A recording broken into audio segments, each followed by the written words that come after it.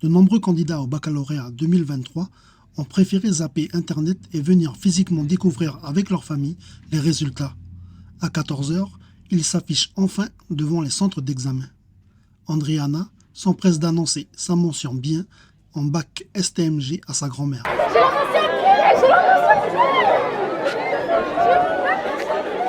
Le fait de voir que j'ai eu la mention que je voulais, eh ben, ça me fait plaisir. Je me dis, j'ai pas travaillé pour rien tout au long de l'année. On a regardé les résultats et puis il a réussi avec mention assez bien. Et puis ben, on est fiers de lui. Je préfère venir là sur place, voir les résultats. Et puis là, tu ressens que c'est plus puissant que envoyer sur Internet les résultats de la personne, quoi. Fière d'elle. Avec mention, c'est parfait. Plus beau cadeau là. Merci. Parce qu'on ne pas en fait, je ne l'ai pas. Et du coup, je l'ai du coup, c'est pas faire de moi. Oui. Je me croyais pas l'avoir. Très contente parce que déjà, je l'ai eu avec mention. Puis c'est une fierté de l'avoir eu le bac et c'est pour rendre fier mes parents. J'ai mention bien et je suis vraiment je suis super satisfaite. Je vais passer au rattrapage, puis j'espère que ce sera bien et je vais donner le maximum pour pouvoir réussir et avoir mon bac. Comme Max, les enfants du pays seront 540 à passer les épreuves du rattrapage dès lundi. Il faudra donc attendre mardi pour avoir un taux de réussite définitif. Mais déjà une tendance à la baisse se dessine sur l'ensemble des filières.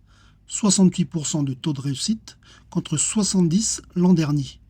Une baisse significative de plus de 6% par exemple du taux de réussite au baccalauréat technologique. Il y a un léger retrait qui n'a rien de dramatique. En revanche, vous avez raison, pour la voie générale, le taux progresse puisqu'on est passé de 82 à 85. Donc on progresse de 3 points.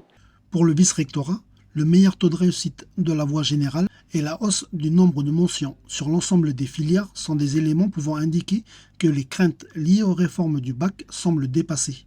Et effectivement, on avait des interrogations. Ces interrogations sont levées parce qu'on voit que les notes obtenues au grand oral sont tout à fait satisfaisantes, que certains de nos élèves réalisent même des prestations orales tout à fait brillantes.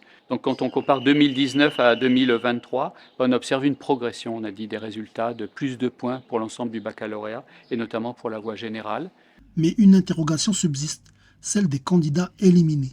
Cette année, ils sont 137. Un tiers des élèves qui ne vont pas au second groupe sont des élèves qui ne se sont pas présentés à l'une des épreuves du premier groupe.